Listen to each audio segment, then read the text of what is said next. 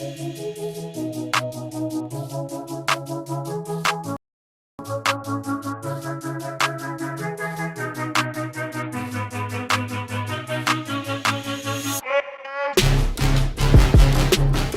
to show you two things that I think that you're not doing on the bench press that could really help you impress people with your bench pressing. Because that's what it's all about, right? It's all about how much you bench. Let's face the facts. No one cares about your deadlift. No one cares about your squat.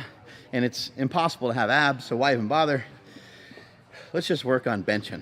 Let's just be a bunch of dudes, a bunch of bros, and just talk about how much you bench. So in order to improve your bench press, I think one of the most important things to do is to make sure that you, on the way down, that you come down like hell.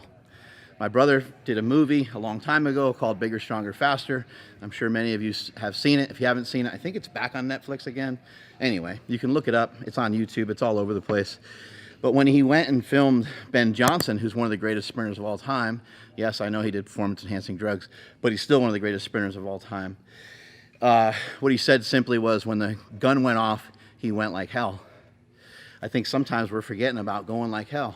You ever watch an MMA fight or a boxing match and you're like, did these guys forget that it's a fight? Like, they got all this weird strategy and they're sizing each other up and they forgot, like, I'm just trying to kill this other dude. Same thing sometimes in the gym. We're just trying to kill it. That's all we're trying to do. So we can worry about tucking our elbows and we can have our chest up and we can push with our feet and we can do all these fancy things that you need to do, which I'll show you how to do. But sometimes the most important thing is to squeeze the bar and just go like hell. So I'm going to show you how to do that right here. So obviously, we need a setup. I always say it's always good to have a routine. Most people don't like routine, but human beings respond really well to routines. Doing the same thing every day, waking up super early every day, getting a lot of work done every single day, making your bed at the same time, scheduling your food, like all that stuff, scheduling appointments. It's a good, surefire way to make sure that you're carrying through with your disciplines every day. But even on the bench press, we know that when we go to a competition, that this bench press might not be there. There'll be a different bench press. There'll be a different set of lights. There'll be different people around me. So what can I control? I can control what I do. So I can have my same weird ceremony, my same weird routine every single time, and nothing feels foreign to me because I feel the same and everything I do feels the same. So for some reason, I don't know why, I always kind of hike up the shorts, almost like the way that the Iron Sheik used to do before he'd throw somebody in the camel clutch. I always do that. I sit on the bench. And then for some reason, I don't know why, but I get back up and I usually breathe a little bit right here. Then I sit back down and then I go. Whatever routine you need to do to feel comfortable on the bench, on the deadlift, on the squat, whatever you need to do, do it. So now I'm ready to go. I did my 1 rep squat for some reason.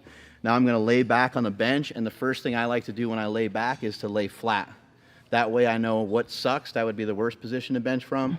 And then I'm gonna put myself in the best position to bench from, which is just taking your shoulders and trying to kind of lower them and raise your chest up. If I'm just to try to keep it as simple as possible. You're trying to pull your chest up, maybe even pull your shoulder blades back. But a big mistake people make is they go like this with their shoulders, and then they unrack the weight with their shoulders. And then when they go to press, they hurt their pec or their shoulder because they're pressing with their shoulders. We want to press with our lats, so we want to try to pull the chest up, just to keep it very simple, and have the shoulders down and back. When we take the weight out, we're not pushing the weight up. We're not unracking like this. We're actually pulling the weight out. We're trying to pull downward, like we're pushing down on somebody, right? Like you're doing a pullover. You ever do a lat pullover? It's one of those guys. So we're gonna pull the weight out of the rack, make sure that we're sturdy, make sure the legs are involved in the movement, make sure our legs are sturdy. And then what are we gonna do? We're gonna grip the bar and we're gonna go like hell. On the way down, you're trying to bend the bar. On the way back up, you're trying to spread the bar apart. On the way down, you're trying to bend the bar. On the way up, you're trying to spread the bar apart. I was once asked, how much should I bend the bar? I'll leave that question for you guys, right?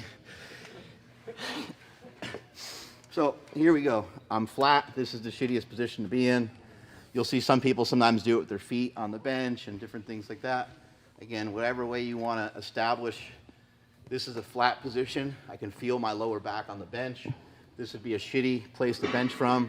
I wouldn't have good stability, and my range of motion would be increased. The two things that we're after with positioning is we're trying to decrease the range of motion and we're trying to increase our stability. You got it? You on page 43? You writing that shit down?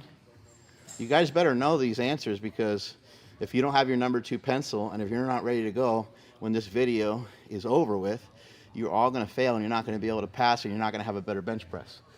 So here we go. Whatever grip you normally grab with is fine. Just always make sure your grip is even. For me, this is my comp grip, my competition grip. This is the grip that I found over the years is the strongest grip for me. I'm going to use the bar, as we always do here at Super Training Gym, to get in position. So I'm going to throw my foot that way and pull my chest up. Throw my foot that way, pull my chest up. Throw my foot this way as a counterbalance, and I'm using the bar to pull myself up, and then I'm tucking my shoulder blades into my back pocket. Then I put my feet down, and I'm pushing towards Wayne, who's my lifter-offer guy, and I'm actually going to push my butt up off the bench, which is illegal once the lift starts. But once the but if I put my butt back down on the bench before I actually press it, then everything's all good. So I like to lift my butt off the bench on purpose right here, like yay, and then I'm going to lift it out. So here we go, 1, 2, 3, up. Go like hell. I want to scare the shit out of him. I want him to be like thinking he did something wrong, almost like I'm trying to yank the weight from him. So here we go again. Don't blink. Up. Go like hell. Bring that weight out. Drop it like it's hot. Drop it fast. Drop it furious. Here we go. I'm going to show you again. Up. Down fast, up fast. You're trying to break shit. You're trying to be violent. You're trying to push with everything that you got. So that's the one thing that you're not doing, is you're not bringing the weights down fast enough. The second thing you're not doing is you're not pulling the weights into you. So a good way to practice pulling the weight into you is to throw on a slingshot. Any sort of back training is going to help teach you this too. You can go on a seated row, go with a wide grip, and pull. But I really like doing it this way with the slingshot. This is going to get the rear delts. It's also going to benefit your squat a lot, because now you'll end up with a shelf. You'll end up with something to bench off of. So hands are out like I'm going to bench, and I'm going to pull towards me. Once I pull towards me and it's already hard and difficult, I try to pull even more. Try to do multiple reps like this. You can just do this right in between your bench press. What you don't want to do is just be going like this. It's not a bad warm-up for the shoulder, but you want to continue to pull into you and get tight. Pull into you, get tight. That's going to teach you how tight that your lats should be during the bench press. And another thing you can use the slingshot for is right here. We'll set up on the bench again, and I can learn how to pull weights into me as I'm actually going through the movement. I can practice it right here on the bench.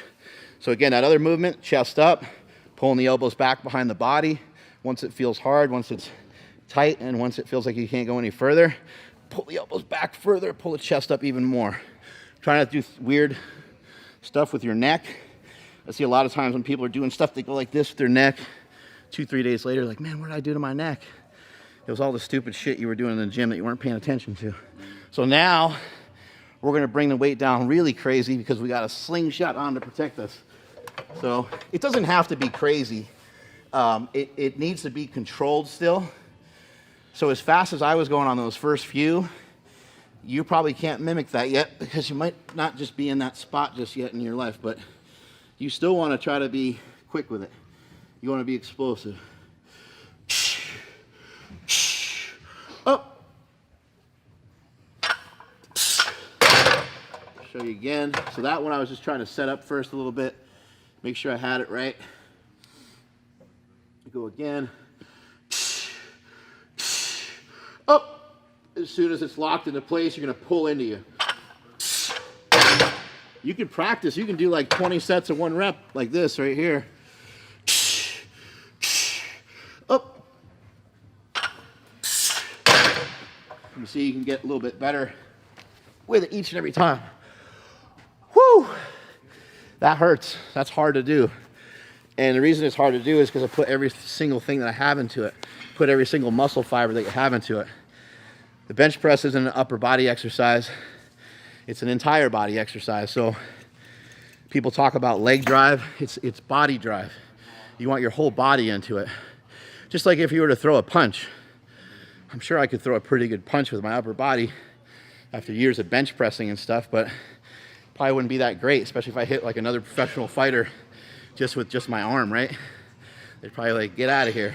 But maybe I'd have better chance if I threw my body weight, or if I learned how to throw punches better for a few weeks, if I learned the footwork, if I learned how to get all my weight into it, learn how to get all your weight into your bench presses, learn how to drop those weights, be violent, be aggressive, don't be a... Anyway, strength is never a weakness, weakness is never a strength. If you guys have any other comments about the bench press, you want to see other things on the bench press, you want me to go over how to do incline, decline bench. Where's the decline bench gone? I saw a quote from my boy Kelly Starrett the other day. He said, you ever wake up on a random Saturday and get up and sit on the side of your bed and just think to yourself, where in the world has the decline bench gone? I think I was the only person that responded yes to that question. I've been wondering the same thing. What about 35-pound plates? You don't see those bitches anymore either, do you? Something weird is happening in strength and fitness. Strength is never weakness. Weakness is never strength. Catch you all later.